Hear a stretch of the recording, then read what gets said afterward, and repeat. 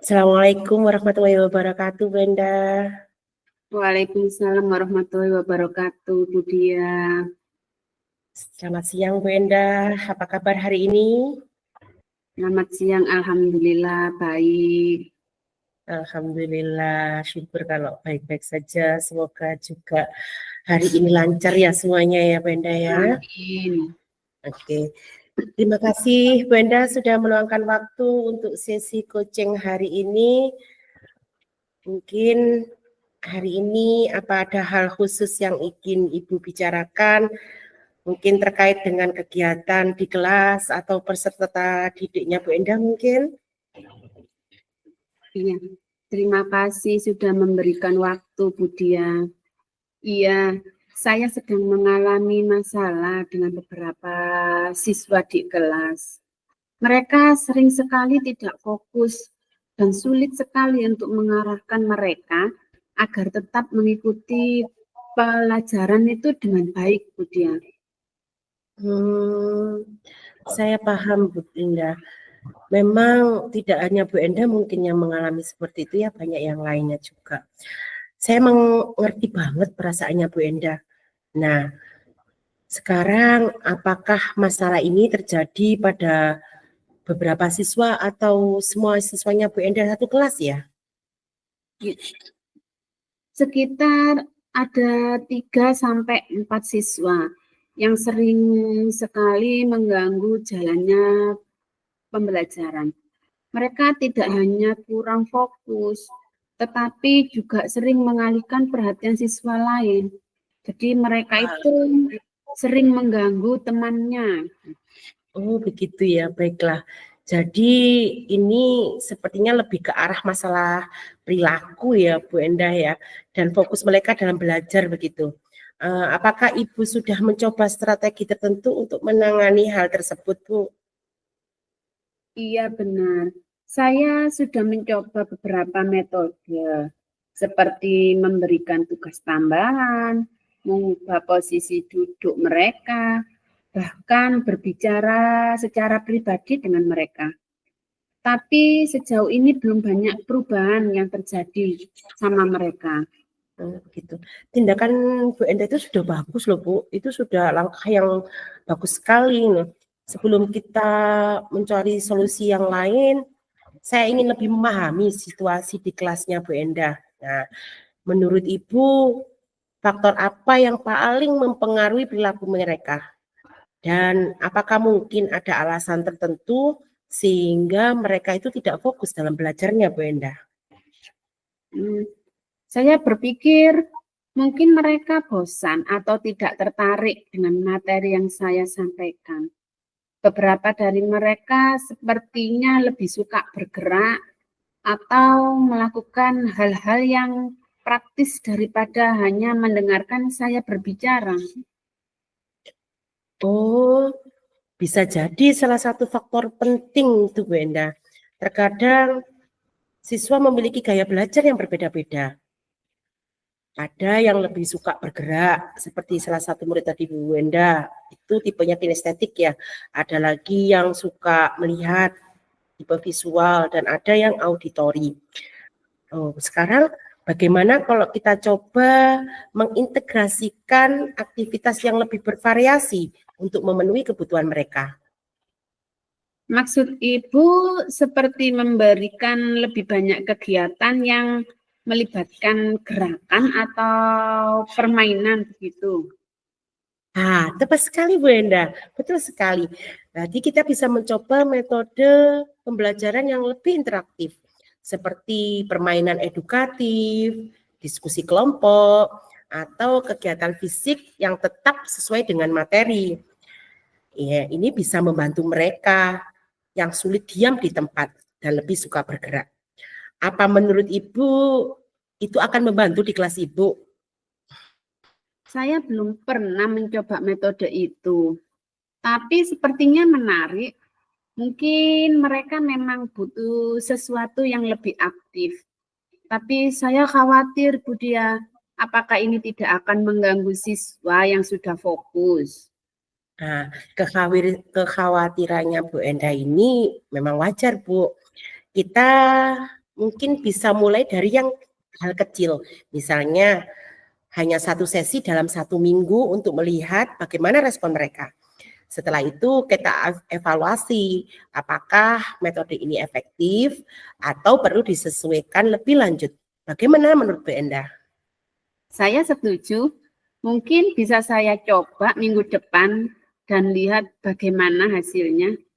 Saya juga tertarik untuk melihat apakah ini bisa memotivasi siswa yang lain.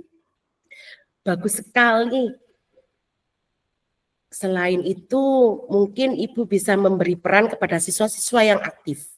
Misalnya, mereka bisa menjadi pemimpin kelompok saat kegiatan. Jadi, energi siswa yang aktif itu bisa tersalurkan dengan baik dan mereka akan merasa memiliki tanggung jawab. Itu ide yang bagus. Saya sering melihat mereka aktif di luar kelas. Mungkin memang perlu mereka butuh tantangan tambahan di dalam kelas. Iya, betul sekali. Kadang-kadang dengan memberikan tanggung jawab lebih, mereka merasa dihargai dan termotivasi untuk berperilaku lebih positif. Nah, apa ada tantangan lain yang Ibu hadapi selain tantangan saat mengajar tadi? Sementara ini itu saja yang paling mengganggu. Saya akan coba saran dari Budia dan nanti saya akan laporkan bagaimana hasilnya. Tentu saja Bu Endah, saya yakin Ibu bisa mengatasi semua tantangan ini dengan baik. Jika ada perkembangan atau butuh bantuan atau diskusi lebih lanjut, jangan ragu untuk menghubungi saya lagi. Terima kasih sudah terbuka dalam sesi ini. Terima kasih banyak atas saran-sarannya, Budia. Saya merasa lebih tenang dan punya strategi baru untuk dicoba. Sampai jumpa di sesi berikutnya, Budia. Sama-sama Bu Endah, saya juga senang. Sampai jumpa lagi juga di sesi berikutnya. Assalamualaikum Bu Endah, selamat siang. Waalaikumsalam, selamat siang, Budia.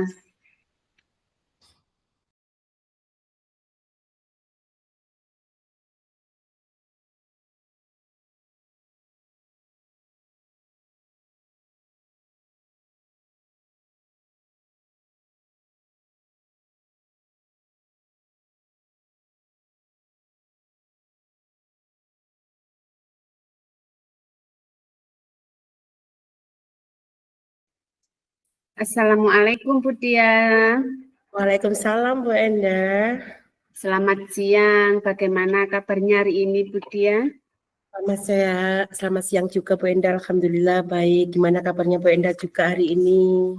Alhamdulillah baik.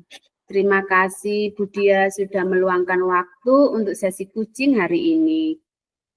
Nah, hari ini apakah ada sesuatu yang ingin Budia bicarakan atau diskusikan atau kita bahas bersama, Budia? Sebenarnya ada ini Bu Endah, begini. Ada sesuatu yang mengganggu saya belakangan ini. Saya merasa ada sedikit ketegangan dengan salah satu rekan kerja saya Bu di sekolah. Namanya Bu Ana. Kami sering berbeda pendapat, terutama dalam hal pendekatan pengajaran. Dan ini membuat suasana kerja jadi tidak nyaman. Baik, saya paham. Perbedaan pendapat memang bisa menimbulkan ketegangan, apalagi dalam lingkungan kerja.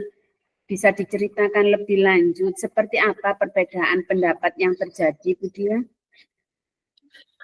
Jadi begini Bu Endah, Bu Ana ini seringkali menggunakan metode yang lama.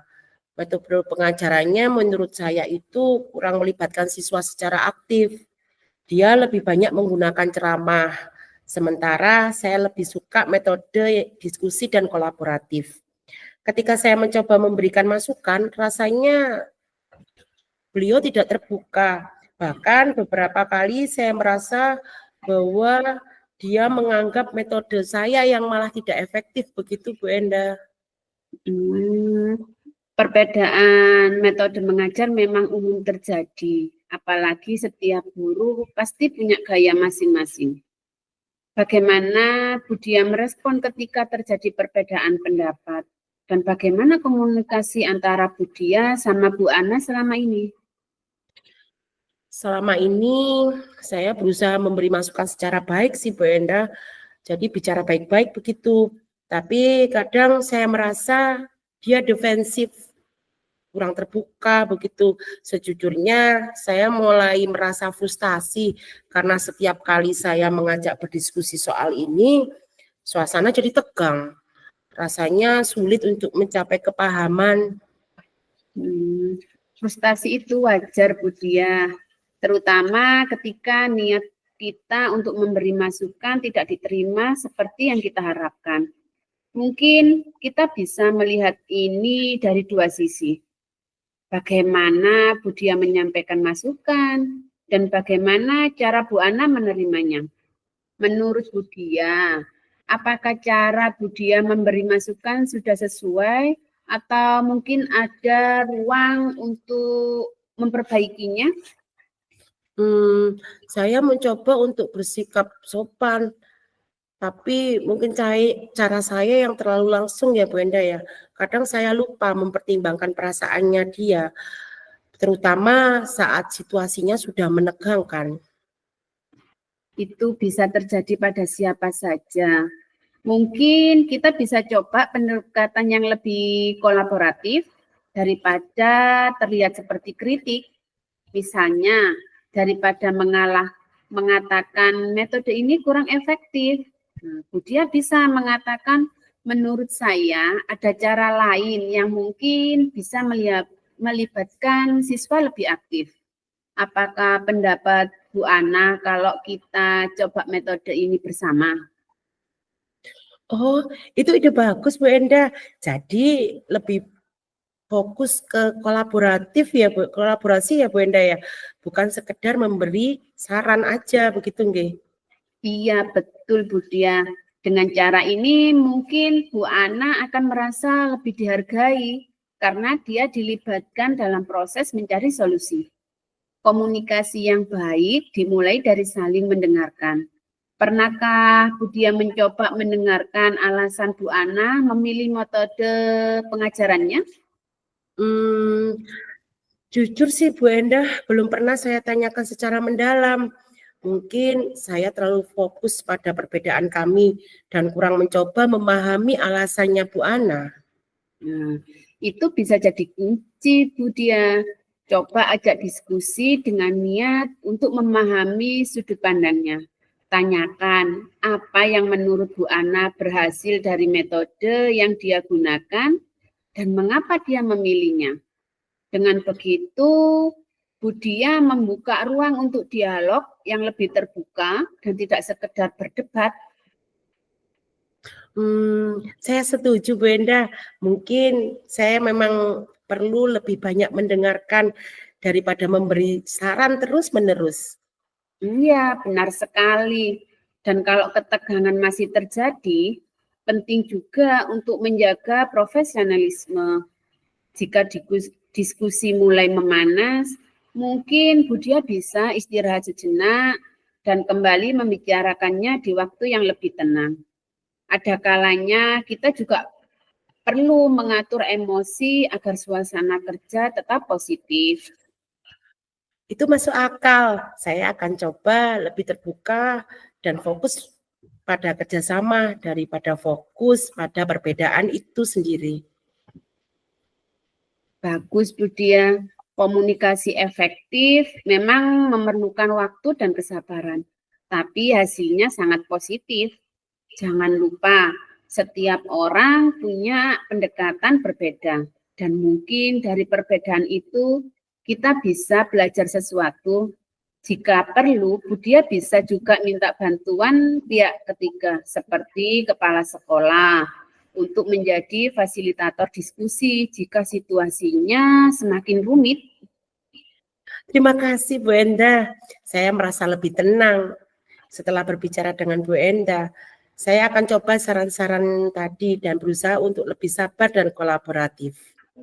Sama-sama Budia, saya yakin Bu Dia pasti bisa menangani ini semua dengan baik. Jika ada perkembangan atau butuh bantuan lagi, jangan ragu dan sungkan untuk menghubungi saya. Siap, Bu Enda.